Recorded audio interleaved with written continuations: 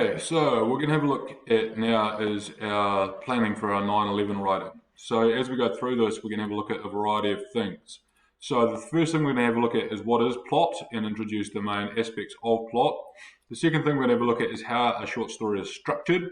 Then we're going to have a look at what are some classic short story structures, and we're going to have a demonstration of a plan for your 9/11 writing. So as we go through this lesson, we're going to address all of those things to explain how that's going to work. Now, the first thing that we need to look at is creating a plot. Now, this is specific stuff for the 9/11 recordings, the 9/11 writing. And as we go through, I'm going to look through a variety of things. Now, first, your time period should be short. It should cover a period of time that is roughly 10 to 15 minutes long. The more detail that you can provide, the better. So it's actually really significant that you provide lots and lots of detail, and I'll go through how to do that throughout this lesson. The character development sheet and flowchart that you've already completed, you'll have a lot of information, and that's a good thing. All of that information is really useful and worthwhile, and it doesn't matter if you don't use it all. The whole purpose of that was to get to know your character, and if you know your character well, that means that you're going to write your story well, even if you leave stuff out. So, what we're going to have a look at is the classic structure of a short story. And in a short story, three things are essential: the beginning, the middle, and the end. And that should seem really self-explanatory. But the big thing that we really need to make sure is that we have a climax. So one of those three things needs to be the climax. In this case, it could come at the beginning, the middle, or the end. And I'll just take you through how that might look. So this is a classic example of a story structure, which we call it constant falling action. Now, in this circumstance, the climax starts up here. So we get our climax at the top, and then as time passes, things drop down. Now, for a 9/11 story, that might start with the plane crash here, all the carnage happening right at the start, and then the falling action as things kind of settle down and end. And that could work for a story if you were only going to write for a period of time of like 2 minutes from the crash until what happens after. That constant falling action could work really, really well. Now, the second thing that you could have a look at here is the second thing that we want to have a look at here is a more traditional story structure. And that traditional story structure is the rising, climax, falling action. Now, every Disney movie you've ever seen does that. Builds up from the beginning, something's happening, there's a problem. As the problem builds up, we get to a point where there's a conflict, and the conflict at the top is resolved, the conflict ends, and then we pull down to the end, and there's a resolution, and everyone lives happily ever after. And it's a really good story structure that works quite well. Now, in your story writing piece, you don't have heaps of time, and you're not covering a long period of time for your 9/11 story. So it's a good one, but not necessarily the best one in this circumstance, although you can start sort of down here and move up to here, and then have a little bit less of a resolution. It doesn't matter as long as you do have your climax in there somewhere. Now, our third thing that we're going to look at here is the cliffhanger. This is the last one I'm going to show you, but in this one, it's pretty straightforward, and you'll understand cliffhangers pretty well. They come from every Shortland Street episode that you've ever seen has got a cliffhanger running. Effectively, what happens is we start at the bottom down here, and then we build all the way up to our climax here at the top, and essentially it ends on a cliffhanger. Story done. And that can be quite effective for your 9/11 writing as well, because you start your excitement that was low, and then it all builds up to the moment the plane hits, and then end. So it can be a pretty effective structure as well.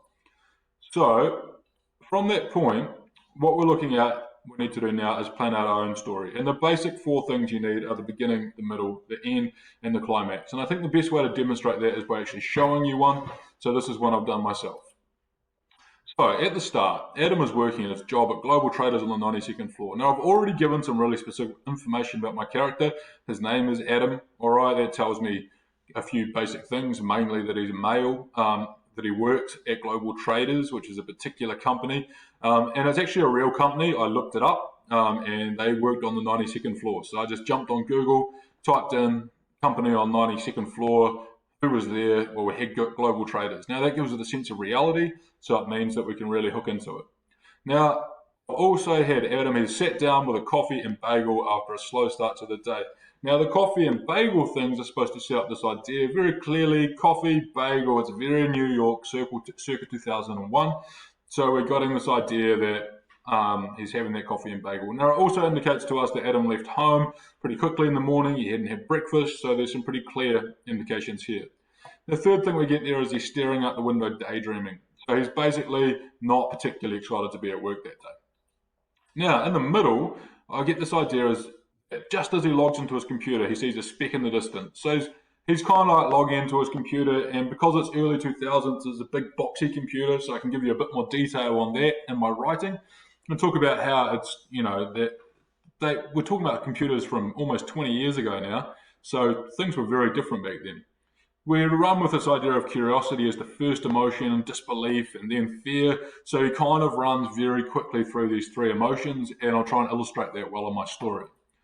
Then I get my climax. The plane hits, we've got darkness, noise, extreme heat, flashback to a car accident from the past, flashback to saying goodbye to his wife that morning. And that's where your flowchart comes in really effectively, because although I haven't followed that flowchart, I haven't done a very boring in the morning, I woke up and then I did this and then I did this and then there was a plane crash and then I died. I haven't taken a really boring structure to it. What I've done is I'm doing this moment and I'm flashing back and going, oh, this is what happened to me in the morning. I feel really sad about it, and then coming back to it. And then out of our flashbacks, we come back to darkness, noise, and heat.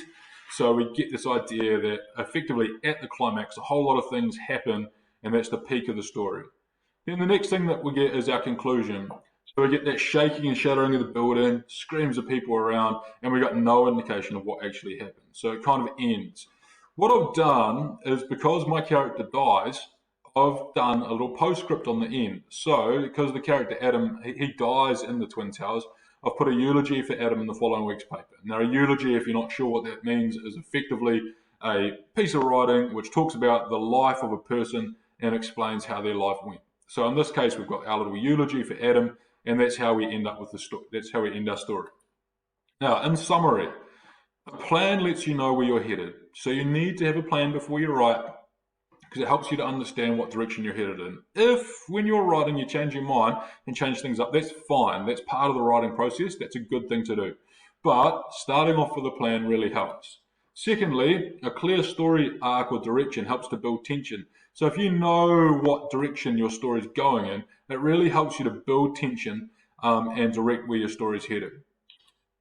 Thirdly, the better you understand what is happening, the better your reader will understand. So if you know where you're going, that makes it really helpful for your reader, because if you know where you're going, your reader will know where they're going as well. And that's a really important thing to understand. So that's it from this story. That should have helped you how to go about planning your 9/11 story. And once you've got that story planned, we'll get into the process of actually writing it. And that will be the next vidcast.